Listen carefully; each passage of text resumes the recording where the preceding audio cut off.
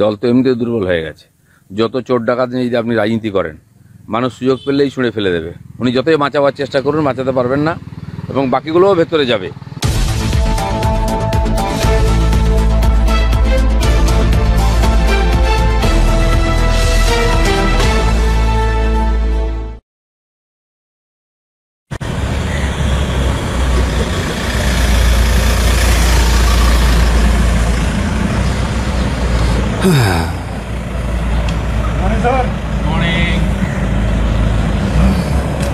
Good morning দা।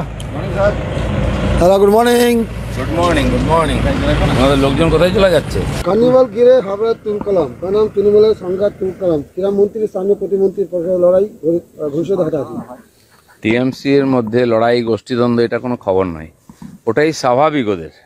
ওরা বাইরে লড়াই করতে পারে না, ভেতরে লড়াই করে। আর এই করতে করতে পার্টিটা শেষ হবে। মন্ত্রী এমএলএ এই হাতাহাতি করছে, এটা কোনো পার্টি? দলের রাজ নিজের হাতে। দেগঙ্গা কর্মী সম্মেলনে বুঝিয়ে দিলেন মমতা। সংগঠন কমিটি ভেঙে কমিটি 10 দিনের অন্তর রিপোর্ট দেওয়া নির্দেশ। টিএমসি দলের রাজ কারো হাতে নেই, ভগবানের হাতে আছে। যতদিন চলছে চলছে, যেদিন শেষ হয়ে যাবে চলে যাবে। ডাকাতদের দল, তার আবার রাজ কি থাকে? দুর্নীতিতে দ্বিতীয় বালুর পাশে মমতা। দলকে দুর্বল করতে নিজেদের গ্রেপ্তারি অভিযোগ। দল তো এমনিতে দুর্বল হয়ে গেছে। যত চোর ডাকাত নিয়ে যদি আপনি রাজনীতি করেন, মানুষ সুযোগ পেলেই ছুঁড়ে ফেলে দেবে। উনি যতই বাঁচাবার চেষ্টা করুন, বাঁচাতে পারবেন না, এবং বাকিগুলোও ভেতরে যাবে যারা একদিন লুটপাট করেছে। ফের কলকাতায় টাকা পাহাড়। কেষ্টপুর থেকে 1,85,00,000 টাকা উদ্ধার। মমতা ব্যানার্জি রোজ সকাল থেকে গাইছেন টাকা নেই, টাকা নেই।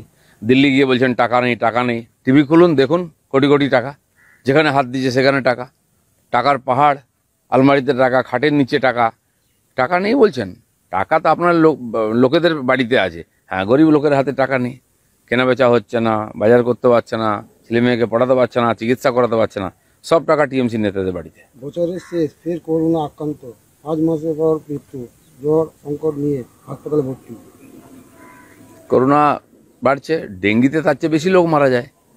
করোনা আবার বাড়ছে, অনেকে বলছেন নতুন ভেরিয়েন্ট এসছে। যারা এক্সপার্ট তারা বলতে পারবেন, ডাক্তারবাবুরা। এ ব্যাপারে সতর্ক থাকা উচিত সবার। আর কী ধরনের সতর্কতা নেওয়া উচিত এটাও সবাইকে জানানো উচিত।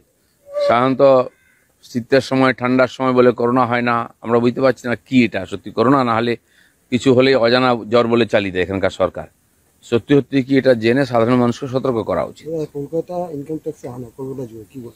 সারা ভারতবর্ষে হচ্ছে। এই যে দুর্নীতিমুক্ত প্রশাসন দেশ বানাতে হবে। মোদিজি বলেছেন না খাউঙ্গা না খানে দুঙ্গা। যেখানে দুর্নীতি, যেখানে অবৈধ কালো টাকা, এসব উদ্ধার হবে। কেউ বাঁচবে না, সে প্রশাসনে হোক, সে রাজনীতিতে হোক, সে ব্যবসায়ী হোক। কারো অন্যায় করার, লুট করার অধিকার নেই। কেন চলতেই থাকবে এগুলো। বাম বিজেপিতে করা মমতা, কংগ্রেস নরম। এখন ওনারা ঠিক করতে পারছেন না কাকে সঙ্গে নেবেন, কাকে ফেলবেন। বিজেপির বিরুদ্ধে সবাই এখন, তাহলে তো ভালোই হবে, লোকে বুঝতে পারবে কারা চোর।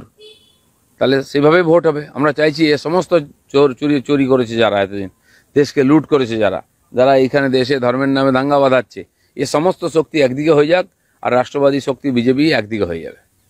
ডায়মন্ড হারবারে রেকর্ড সংখ্যক বার্ধক্য ভাতা দিতে চলেছেন অভিষেক বন্দ্যোপাধ্যায়। উনি বলেছেন ডায়মন্ড হারবার মডেল একমাত্র ডায়মন্ড হারবারই আছে, আর কিছু নেই পশ্চিমবাংলায়। সেই জন্য ওখানে ফ্রিতে খাওয়ানো, বার্ধক্য ভাতা সবই সরকারের যা টাকা অন্যান্য জায়গার মানুষের অধিকারকে হরণ করে নিয়েছেন ডায়মন্ড হারবার লোকেদেরকে দিয়ে তার ভোটটা ঠিক রাখতে চাইছেন। ডায়মন্ড হারবার লোকেদেরকে এত দিয়েও ওখানকার জীবনের কোনো উন্নয়ন হয়েছে কি? সাধারণ মানুষের ওখানে কাজকর্মের কি অবস্থা আছে, শিক্ষা স্বাস্থ্যের কি অবস্থা আছে?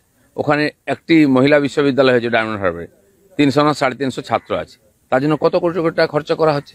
সব ডায়মন্ড হারবার হচ্ছে, কিন্তু ডায়মন্ড হারবার উন্নয়ন কতটা হচ্ছে? মতুয়া মহাসম্মেলন ঘিরে বনগাঁতে তীব্র বিতর্কের মুখে শান্তনু ঠাকুর, কি বলবেন? সমস্ত নেতা মন্ত্রীদের বিরুদ্ধে ক্ষোভ বিক্ষোভ থাকেই, কথাবার্তা বলে সেটা মেটাবেন। কেন ক্ষোভ, কি ব্যাপারটা আপনারা বলতে পারবেন। চলো।